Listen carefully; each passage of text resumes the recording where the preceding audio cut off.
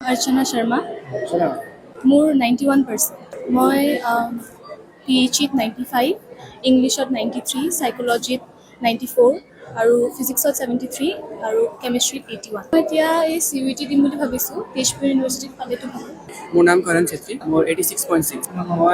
মই ফিজিক্সত 87, chemistry 86, biology 91, English 94 আৰু PhD 76 আৰু মেথছত 68। মই টিচাৰ্ছখিনিয়ে বহুত ভালকৈ পঢ়াইছিলে, আমাক গোটেই থ্ৰু আউট দ্য ইয়াৰ আমাক বহুত ছাপৰ্ট কৰিছিলে এণ্ড বহুত টিচাৰ্ছে ৰেগুলাৰলি আমাক ঘৰো আহে এক্সামৰ টাইমত, সদায় গাইডেঞ্চ দিয়ে এণ্ড এভৰি ষ্টেজত মানে টিচাৰ্ছে হেল্প কৰিছিলে, কৈছিলে এনেকুৱা কৰিবা, টেষ্ট লৈছে, স্কুলেও বহুত হেল্প কৰিছে, টেষ্ট পাতি থাকে, এক্সাম কৰি থাকে। পাৰ্চেণ্টেজ 87।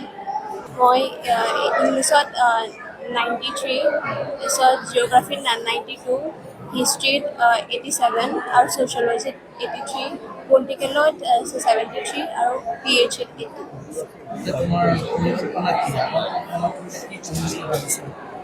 এতিয়া বৰ্তমানৰ কাৰণে মই CUET দি আছোঁ, বাট ইন ফিউচাৰ মই APSC কাৰণে প্ৰিপেৰেশ্যন। যোৱাকালি আমাৰ দ্বাদশ শ্ৰেণীৰ ছায়েন্স আৰ্টছ আৰু কমাৰ্চৰ তিনিটা ৰিজাল্ট ডিক্লেয়াৰ হৈ গ'ল। আমাৰ এইবছৰ আমাৰ দ্বাদশ শ্ৰেণীত ছায়েন্স আৰু আৰ্টছৰ দুটা আছিলে। আমাৰ 39 ষ্টুডেণ্টে এপিয়াৰ কৰিছে, তাৰ ভিতৰত 38 ষ্টুডেণ্টে পাছ কৰিছে, এজনীয়ে কম্পাৰ্টমেণ্ট পাইছে, বাচ্চা এটা কম্পাৰ্টমেণ্ট পাইছে।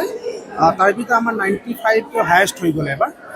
আমি যেনেধৰণে আমি চিন্তা কৰিছিলোঁ যে অন্তত আৰ্টছতো অকণমান ভাল হ'ব বুলি ভাবিছিলোঁ, অকণমান আৰ্টছত কমি গ'ল। তথাপি আমি খুব সুখী যে এবাৰ আমাৰ ৰিজাল্ট আমি ভবামতে হৈছে আৰু আমি যেনেধৰণে কষ্ট কৰিছিলোঁ, আমাৰ বিশেষকৈ শিক্ষকসকলে যেনেধৰণে কষ্ট কৰিছিলে, গাৰ্জেনৰ ফালৰ পৰা যেনেধৰণে আমি সঁহাৰি পাইছিলোঁ, এই গোটেইখিনিৰ এইটো ফল আজি।